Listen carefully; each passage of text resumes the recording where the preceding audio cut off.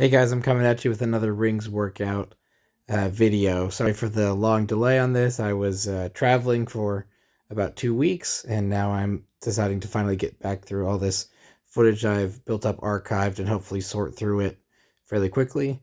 This day was a brutally hot summer in the American South. Ugh. You can already see I've kind of got like a nice glisten going, and it's about 26 seconds into the video.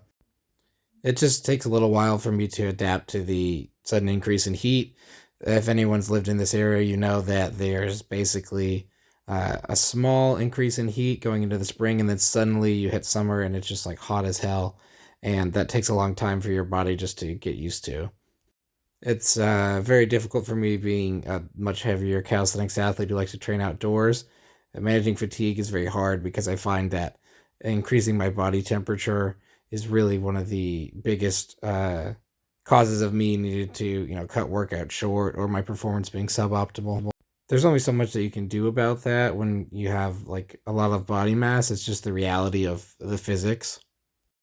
I did feel like this was a pretty good workout, though. It's about 2 workouts away from a deload.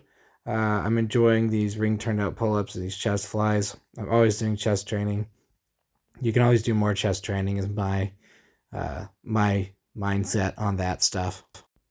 It's really funny. I used to be such a um, hater of chest training, but I find it's very enjoyable with calisthenics.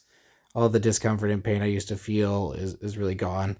I'm not even somebody who ever really bench pressed very effectively. I had to use a cambered bar just because of the structure of my chest and my arm length relative to my torso. It would just hit my chest long before I was actually getting a fully optimized stretch. So having something where there's a moving rings, it really allows me to kind of open up my body and make a lot more progress without actually making much more of a demand on my strength and connective tissue. Just doing some tricep work. There's really very limited options when it comes to tricep training. And these are looking pretty good, actually. I like how my elbows are looking. I just feel like I really like to hold that position at the top. A lot of calisthenics training, at least the way I focus on it, is it's a blend of focusing on building strength endurance and developing isometric strength. So even though I'm not like a hugely focused on doing sort of static skills like the planche, front lever, etc. Although I am beginning to integrate more of those as I get stronger. I'm starting to work on the side lever, also known as the human flag.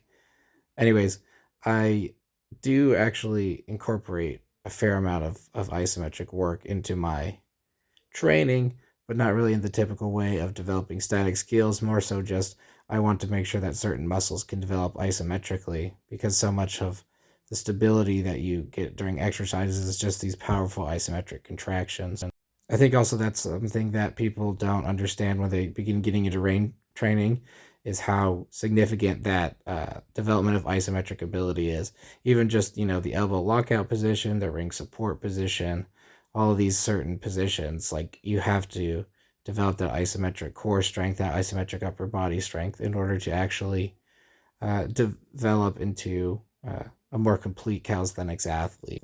The benefit of that is that it just has tremendous carryover to everything. The stronger your isometric strength is, the stronger your strength is going to be in other areas.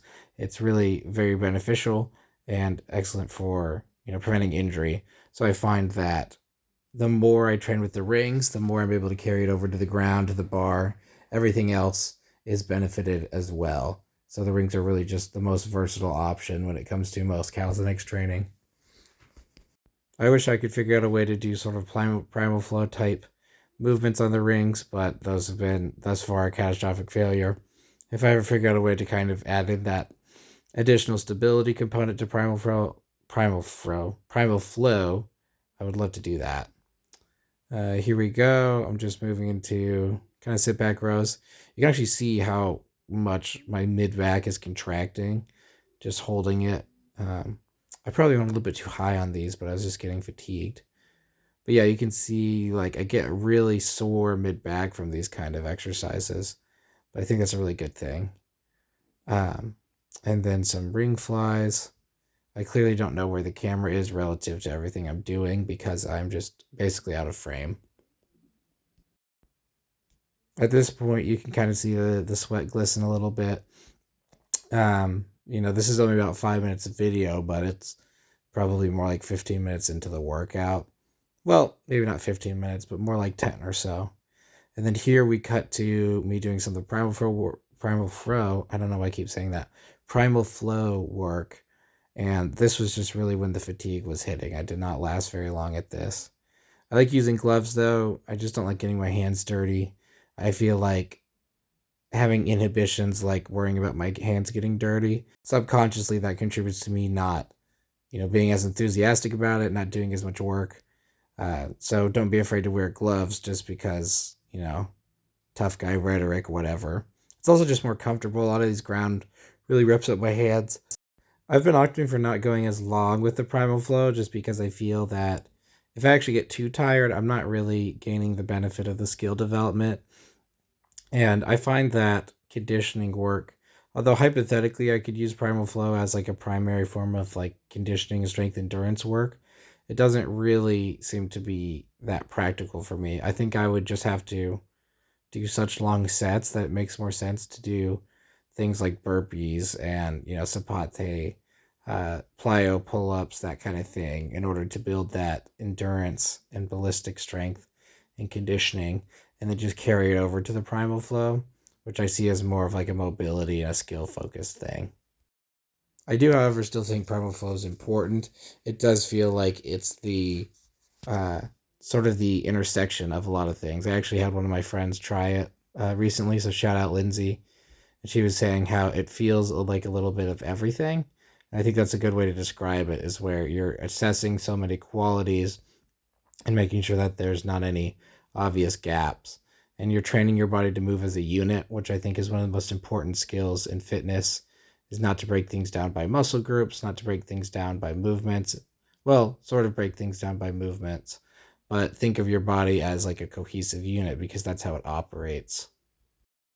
I remember at this part in the workout, my legs were getting completely fried, just from, I guess, the heat. I don't think I was doing that much leg work, honestly. The duck walks are really funny. It sometimes feels completely effortless, but then if I have built up enough leg fatigue, they suddenly become very nasty.